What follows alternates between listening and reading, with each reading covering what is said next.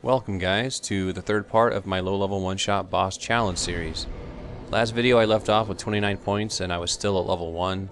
So today I've raised my strength to 31 using 19 of those points. With the 31 strength I can use the Demon's Great Axe, which I will be doing shortly here. So now we're off to farm some drakes. I added this section because number one, I wanted to show that I did a lot of drake farming, but number two, a lot of people were asking about how I did it. That people were struggling kind of doing it in an efficient method. I added a timer on the upper right to show you how long it actually took me. This was kind of like a method I came up with after farming for a while. Farming is like a speed run. You basically keep doing it over and over and you find little ways to make it faster and faster and more efficient. So every little thing I do in this video, or this section of the video, is kind of like it's purposeful. I casted Power Within during the elevator on purpose because it saved me time from actually casting it when I was on the ground.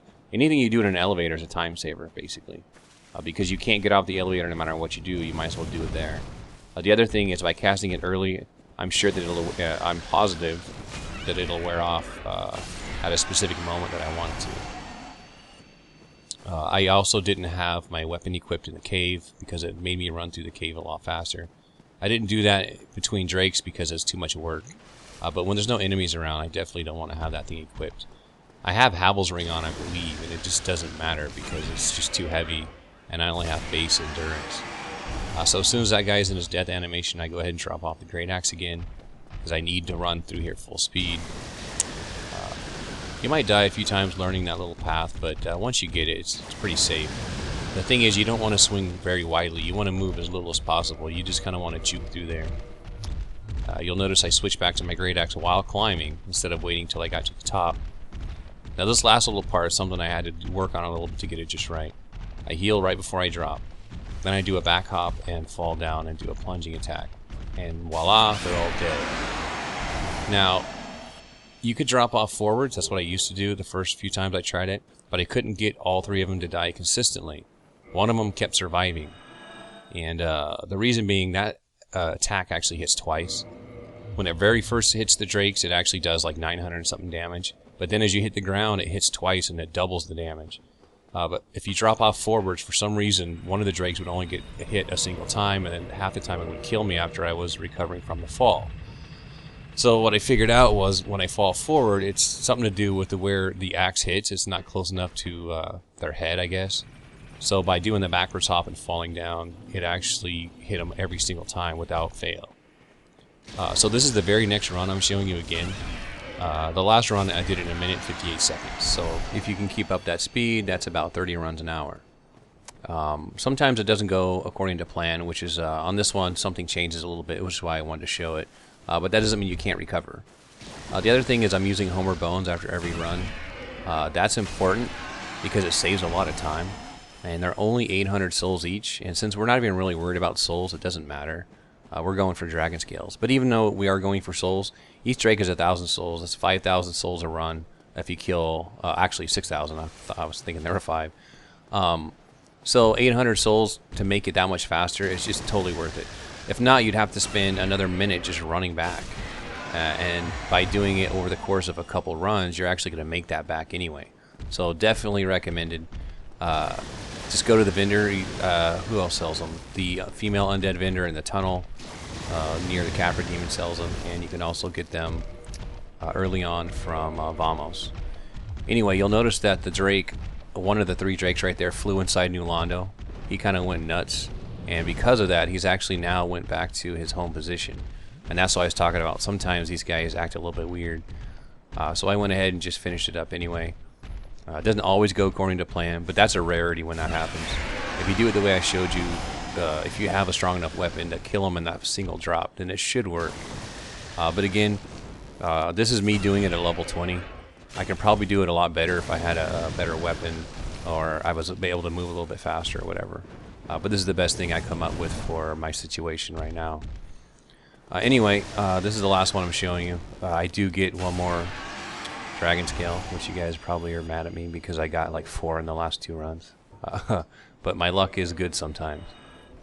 So now we're off to the Great Hollow. Obviously, I have to go through here to get down to the Dragon Covenant, which was my entire goal. I was able to get 30 plus dragon scales. It took a few hours. but I was getting pretty lucky here and there. There was times where I wouldn't get hardly any, and then there was times I would get, like you saw, where I get 3 or 4 just in a couple runs.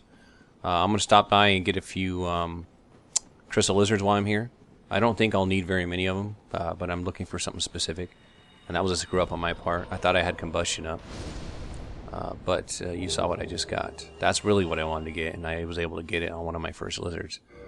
So I'm doing a lot of skipping around in this video. I mean, I did it in other videos too. There are some things that I'm going to end up with later that you're not going to see me get, so I will forewarn you. But the reason is because I want you guys to watch the fights without me commentating and giving you a clue as what I got and where I got it, because I want you guys to figure it out just by watching.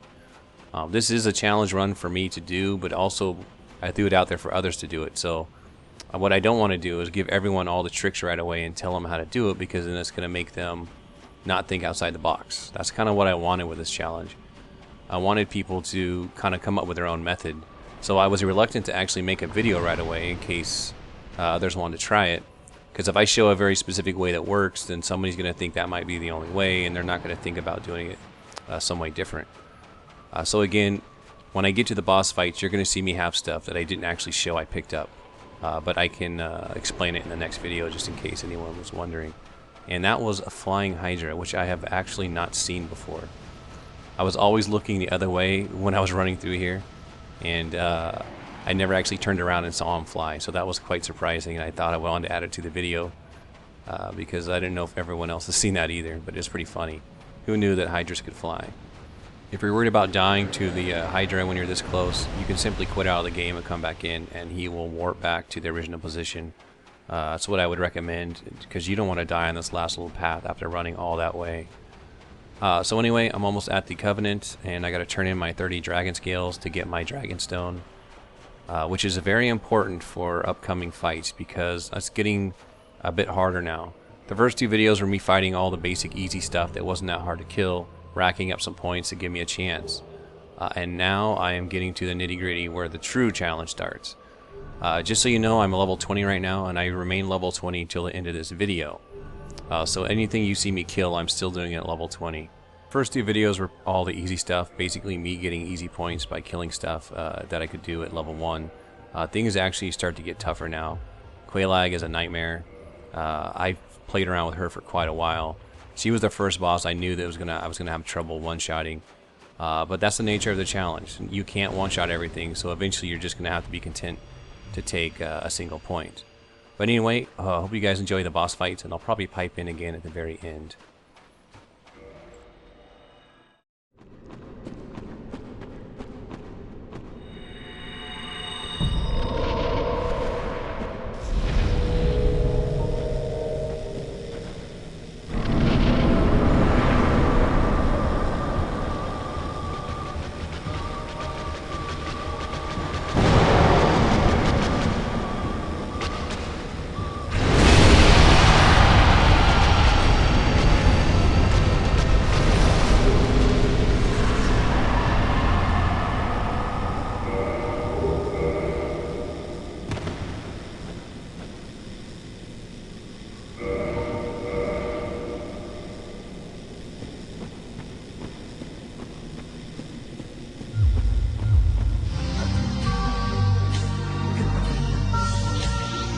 That's how I became a Super Saiyan. The Sleeper has awakened. I am the Prince of all Saiyans once again!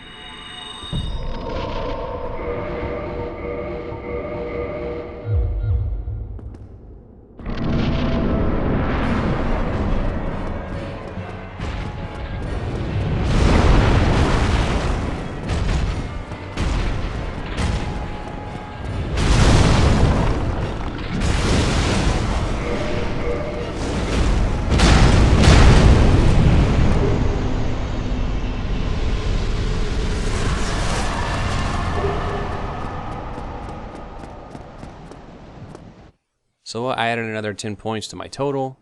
Gives me another 10 levels I can gain, which I'm going to need very shortly here. I was leading you guys on, making you think that I couldn't figure out a way to one-shot Quelaag, but in fact I did. You're probably wondering where I got that hammer. I got it back at the asylum. I just never showed it on video. I simply turned in the one of the butcher sacks, their helmet, or whatever you want to call that thing, and got it in return. So it does a higher base damage than the Demon Great Axe, so at the level I'm at, it actually is better. If you put more points in the strength, though, the Demon Great Axe will overtake it in damage. Anyway, that's pretty much the end of the video, guys. This is probably going to be the last one for a few days due to the holidays. So Merry Christmas, everyone, and thanks for watching.